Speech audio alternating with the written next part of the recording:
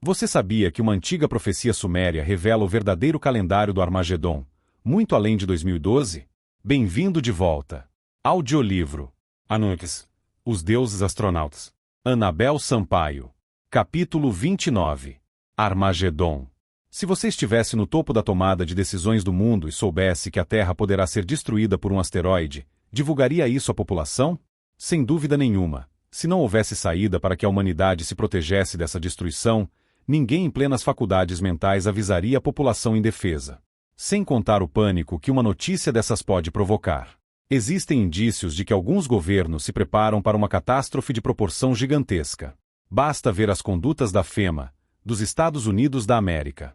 A Agência Federal de Gestão de Emergências, Federal Emergency Management Agency, consiste em um departamento de segurança interna do país, que tem tomado providências no mínimo estranhas.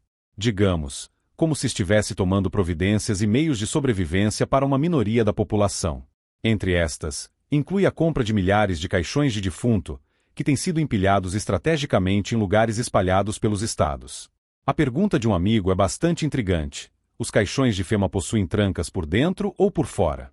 Seriam pequenos kits de sobrevivência caso não dê tempo para os avisados correrem até as bases subterrâneas.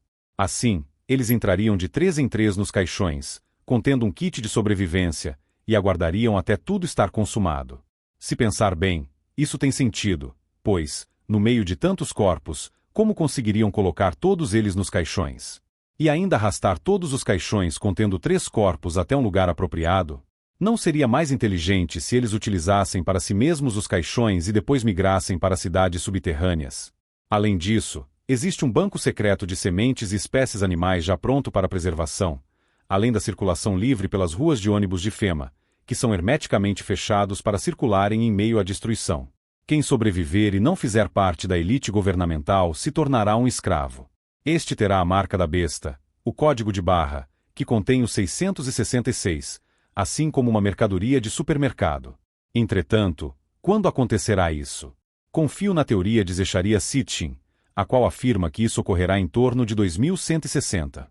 Segundo o profeta Daniel, será o dia da abominável desolação de Jesus, ou da grande estrela denominada Absinto, no Apocalipse de João, ou da passagem do grande rei do terror, ou do novo corpo celeste de Nostradamus, do astro intruso, ou do planeta higienizador de Ramatiz. Ainda há outros nomes, como o planeta Chupão, de Chico Xavier, ou o planeta X procurado pelos astrônomos, ou o 12º planeta de Zecharia Sitchin, ou Nibiru dos Sumérios, ou ainda o Hercólobos da Gnose. Todos esses profetas e estudiosos acreditavam no Armagedon. Tentando encontrar fontes palpáveis e diversas sobre o assunto, procurei informações otimistas sobre o assunto. A boa notícia é que encontrei uma informação escrita pelo profundo conhecedor das escritas, Zecharia Sitchin, um perito em inscrições cuneiformes dos Sumérios, que encontrou o erro no cálculo dos acontecimentos que não seria mesmo em 2012, mas no dia 21 de dezembro de 2087. Zecharia alega que no século 21 a.C., o tempo celestial e o tempo messiânico não coincidiram, pois as eras mudam matematicamente a cada 2160 anos. As constelações zodiacais, nas quais as estrelas foram agrupadas arbitrariamente, não eram do mesmo tamanho que atualmente. Algumas ocupavam um arco mais largo nos céus, outras ocupavam arcos menores. A constelação de Áries ocupava um arco mais largo nos céus, era espremida entre Touro e Peixes, que são maiores.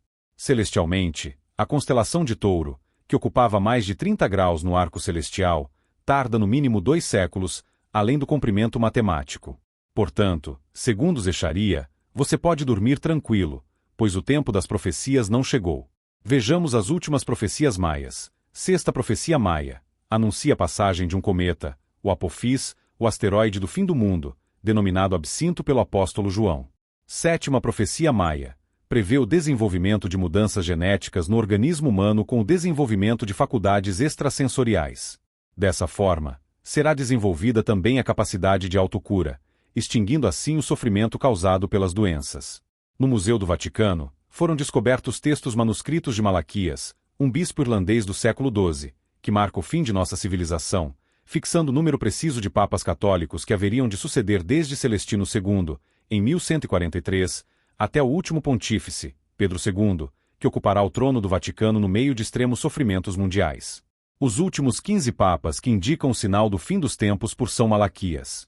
Peregrinus apostólicos, Aquila rapax, de Balneis Etruriae, Crux de Cruce, Lumen Incoelu, Igni Jardens, Religio de Populata, Fides Intrépida, Pastor Angelicus, Pastor Enalta, Fius Florum, de Medietate Lunae, de Laboris Solis, Gloria Olivae e finalmente Petro II. E o profeta termina a descrição: Roma nefans destruitore judex tremendus judicabi triunfans hominis populus. Roma, a criminosa, será destruída e o tremendo juiz julgará triunfante todas as nações. Existe uma teoria maia que se refere a uma preparação transcendental do ser humano para essa catástrofe. Tal teoria se refere à mudança da consciência do ser humano. Segundo os maias, na aproximação do dia da grande catástrofe, a própria energia adicional do raio emitido pelo centro da galáxia, HONABQ, ativará o código genético de origem divina dos seres humanos que estarão em alta frequência de vibração, ampliando a consciência de todos eles, gerando uma nova realidade coletiva e universal. Os sobreviventes serão os habitantes da nova Terra, do mundo de regeneração da Nova Jerusalém, tão mencionada no Evangelho. Os maias acreditavam que o Sol respira por 5.125 anos e depois ele explode, mudando sua polaridade, causando uma labareda e projeções de massa coronária, desativando satélites. Outro raro fenômeno astrológico é uma mudança do eixo da Terra em relação à esfera celeste. O fenômeno se chama precessão. A Terra oscilará lentamente sobre seu eixo, mudando nossa orientação angular em relação à galáxia. Segundo John Major Jenkins, uma precessão completa leva cerca de 26.000 anos. Com a inversão dos polos da Terra, por causa de distúrbios nos campos magnéticos do Sol, serão geradas tormentas solares, afetando a polaridade de nosso planeta.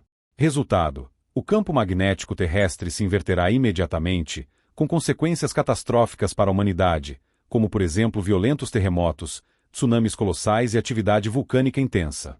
Na verdade, a crosta terrestre deslizará, arremessando continentes a milhares de quilômetros de sua localização atual. Entendidos do assunto já estão desenvolvendo novos mapas da geografia terrestre embasados em alterações físicas que supostamente ocorrerão. Echaria alega que, no século 21 a.C., o tempo celestial e o tempo messiânico não coincidiram. As eras mudam matematicamente a cada 2160 anos. As constelações zodiacais, nas quais as estrelas foram agrupadas arbitrariamente, não eram do mesmo tamanho que são atualmente. Isso gera uma mudança nas datas das previsões do Armagedon. Porém, a certeza do Armagedon está clara nos livros de Daniel e Apocalipse. Ao longo da história, cada cultura tem criado profecias nefastas que retratam o fim do mundo. O efeito Nostradamus estudou os elementos em comum dessas predições, assim como sua relação com os acontecimentos atuais. Um grupo de especialistas analisou as profecias de Nostradamus, a Bíblia, diversas mitologias, hieróglifos aborígenes e outros textos antigos. Todos tentaram descobrir quando e como será o fim do mundo. Entretanto, Isaac Newton se destacou como um dedicado pesquisador sobre a real data do Armagedon, com base nas 70 semanas de Daniel e dos dizeres um tempo, 2 tempos e metade de um tempo. Para ele, a data será 2060. Isaac Newton embasou suas pesquisas combinando a cronologia bíblica com o Templo de Salomão. Segundo ele, o templo é o projeto da mente de Deus. O templo será totalmente reconstruído antes do Armagedon. Isaac cruzou informações apocalípticas e fez uma progressão cronológica para o final dos tempos com 2 datas de importância para a humanidade: a volta dos judeus a Israel e a reconstrução do Templo de Jerusalém, tomando principalmente como base algumas citações bíblicas do livro do Apocalipse e o livro de Daniel. Entretanto, temos de admitir que algo está acontecendo com o Sol. No dia 8 de junho de 2010, foi realizado o Fórum do Clima Espacial, no qual foi discutido que o aumento da atividade solar nos próximos meses afetará a vida em nosso planeta. Veja o depoimento de Richard Fisher, chefe da divisão de heliofísica da NASA. O Sol está acordando de um sono profundo e, nos próximos anos, esperamos ver níveis muito mais elevados de atividade solar. Ao mesmo tempo, nossa sociedade tecnológica tem desenvolvido uma sensibilidade sem precedentes para as tempestades solares. A interseção dessas duas questões é o que estamos discutindo. Fisher. De acordo com o artigo da NASA, grande parte dos danos pode ser amenizada se todos os governantes estiverem precavidos da tempestade solar, colocando satélites em modo seguro e desligando os transformadores, para evitar que os equipamentos sejam danificados. Calamidades naturais estão cada vez mais presentes e isso faz com que todos fiquem mais preocupados com o destino da Terra. Porém, segundo as pesquisas, não estamos às portas de um dilúvio avassalador, nem nos últimos dias que antecedem o fim do mundo. Porém, Precisamos nos conscientizar de que a Terra está passando por uma grande transformação. Estamos em uma época crucial. Começa um período de inquietações. Começa a haver um desentendimento notório entre o céu e a terra. Estamos vivendo um novo estágio. Não seria o estágio citado em um dos poucos livros que restaram da civilização maia, o Popol Vuh? O survivalismo é um termo utilizado para designar estratégias de preparação e sobrevivência para grandes catástrofes. O fato é que pessoas ligadas ao survivalismo estão de olho em todos os acontecimentos, congressos e decisões governamentais. Eu creio mais nas previsões de Isaac Newton. O Armagedon só se concretizará a partir do ano de 2060. Capítulo 30. Energia Vril. A humanidade está para renascer. É necessário escutar a voz primitiva da humanidade, que em breve se consagra ao movimento eterno, são os portadores da tocha, os pioneiros da nova humanidade. Vivemos um momento decisivo na história do mundo, a charneira dos tempos. Haverá uma subversão do planeta que só nós, os iniciados, podemos entender em sua amplidão. Adquirir uma visão mágica é a finalidade da evolução humana. Adolf Hitler, p. 207, edição Hachette, Buenos Aires, junho de 1940, existe uma estranha força que é a sustentadora da energia vital do universo. Consiste em um tipo de energia diferenciada, ainda desconhecida pela maior parte da humanidade, que serviria de alavanca para seu avanço tecnológico. Essa energia é denominada energia vril, a energia original do universo, cultuada pelos antigos segredos místicos e científicos dos sacerdotes da lendária Atlântida.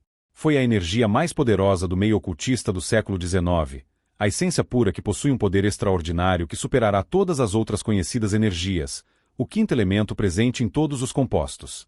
Muitos homens procuraram pelo vril ao longo dos séculos. Na primeira metade do século XX, grandes beneméritos da sociedade já sabiam da existência dessa energia, como Adolf Hitler, Alfred Rosenberg, Heinrich Himmler e Hermann. Porém, fica a minha questão: eles a encontraram? Não seria a energia responsável pela tecnologia avançada dos reptilianos? O termo quintessência foi elaborado pelo filósofo Aristóteles, que dizia que o universo era composto de 4 elementos principais e mais essa substância etérea que interpenetra em todos os compostos, impedindo os corpos celestes de caírem sobre a Terra. Isaac Newton também defendeu a existência da quintessência em suas teorias e discussões sobre os conceitos de matéria e energia. Em 1998, 3 astrofísicos da Universidade da Pensilvânia mencionaram o termo quintessência para designar um campo dinâmico quântico que é gravitacionalmente repulsivo, confirmando a existência do quinto elemento pela física quântica. Porém, se nos debruçarmos nos fatos históricos, concluiremos que a energia vril fez parte do tesouro nazista, intitulada Sabedoria da lendária Atlântida pelo Terceiro Reich. Thule, Atlântida, catástrofes e mundos perdidos. Tempo virá, no decurso dos séculos, em que o oceano dilatará sua cintura, com que envolve a terra para mostrar ao homem uma região imensa e incógnita. O mar revelará, então, novos mundos e Thule deixará de ser o limite do universo.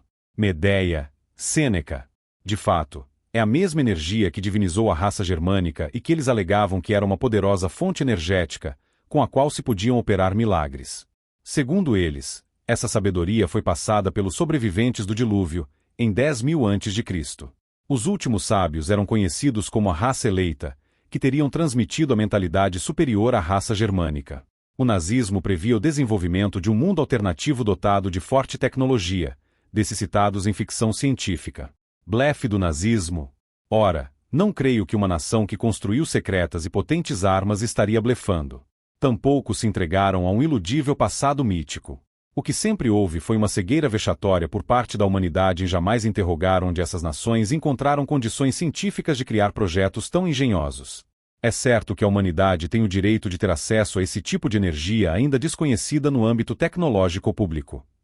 A negligência na divulgação por parte de seus conhecedores e o desinteresse geral pela ciência nos coloca em desvantagem em 70 anos retrógrados em relação aos países que utilizam essa energia. O que de fato existe é a ignorância terrivelmente manipulável da humanidade, a de se deixar permanecer alheia a conhecimentos que poderiam nos colocar em direito de igualdade ao acesso a uma tecnologia que beneficiaria o homem em seu bem-estar físico, mental e espiritual. Conclusão: o homem poderá ter um futuro promissor, caso resgate de seu passado todos os conhecimentos a que a humanidade teve acesso.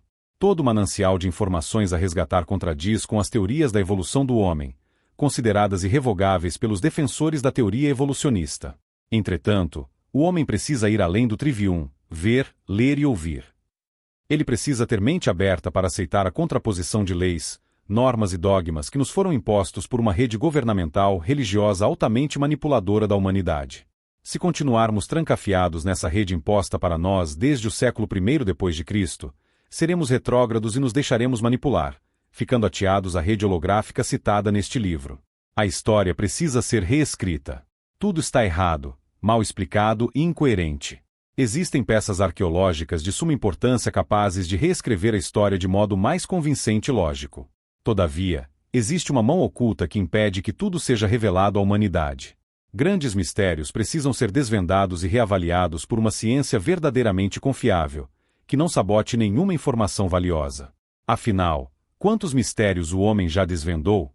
Nada de tão excitante após o desvendamento do caso Roswell, em 1947, e após o homem ter pisado na Lua. O fato é que a Apollo-X não divulgou com exatidão o que viu na Lua. A descrição à população da Terra se limitou à descida dos astronautas em uma área plana formada de lava basáltica solidificada, na linha equatorial da face brilhante do satélite. O evento em si foi monumental e excitante bastante para a época. Entretanto, muita coisa sobre a ida do homem à Lua não foi revelada e tem sido muito questionada sobre a veracidade do ocorrido. No caso Roswell, houve um progresso tecnológico que favoreceu a humanidade. Esse processo foi chamado de retroengenharia. Os benefícios foram as descobertas de fibra óptica, laser e uma tecnologia de visão noturna graças às partes dos destroços da nave extraterrestre que caiu no Novo México, nos Estados Unidos. Todavia, após essas descobertas, a humanidade continuou engatinhando em suas descobertas, pois a elite global trava o desenvolvimento científico da ciência pública, ou seja, da ciência que pode ser útil para a humanidade, a fim de utilizá-la apenas em seu benefício. Muitas histórias que aceitamos hoje são tão ridículas quanto as arbitrárias mentiras de nossa infância. Existe o empenho por parte de alguns governos em esconder a verdade. Ora, sabemos que governar uma população desinformada é mais fácil. Assim como é mais cômodo dirigir uma massa populacional fanática por questões religiosas, por ameaças apocalípticas e por um passado cheio de atrocidades para aqueles que defendiam a ciência. Quem é capaz de negar que a fogueira santa ainda não existe em pleno século XXI? Ela existe.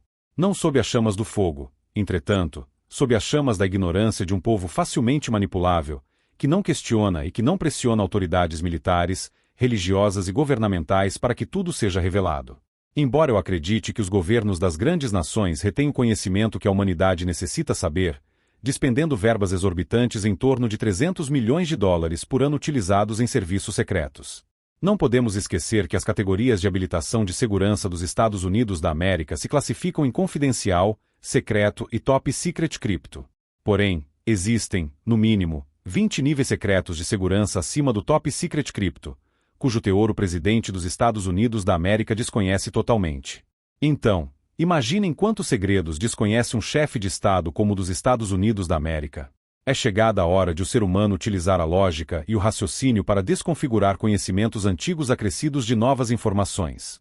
É hora de nos livrarmos de nossos condicionamentos e fazer uma análise profunda de nossa crença, da ciência e daquilo que nos parece lógico, sem mesclar nosso entendimento com dogmas adquiridos no percurso da vida. Essa é a oportunidade que nos resta para fazer uma reconsideração profunda de nossa existência e rompermos definitivamente a teia holográfica na qual a mente humana se encontra escravizada. Temos uma longa luta em prol da segurança da humanidade. Basta darmos o primeiro passo.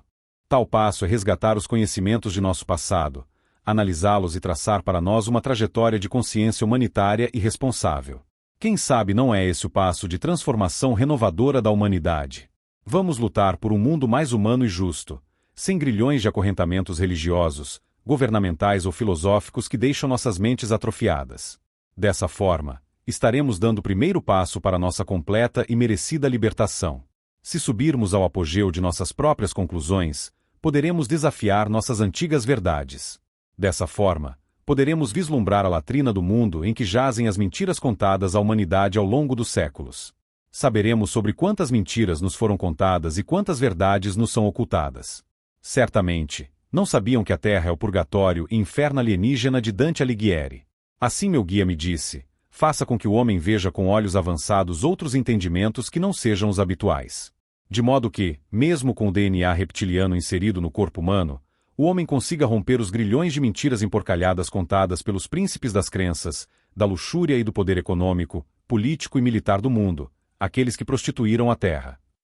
Então, eu exclamei, em minha boca não se calam os lamentos dos reclusos da mentira, daqueles que se foram para a vida eterna. Em mim, não permito que se cale a voz de minha mãe. Gritarei verdades até onde poderão me ouvir. Creia-me, mesmo dotada do DNA réptil, eu consegui elaborar este livro. Por isso, eu profetizo, por meio dessas e outras ideias, nós poderemos escrever uma nova e real história. Não esqueça de se inscrever e ativar o sininho para mais audiolivros como este. Curta, comente e compartilhe. Obrigado por assistir.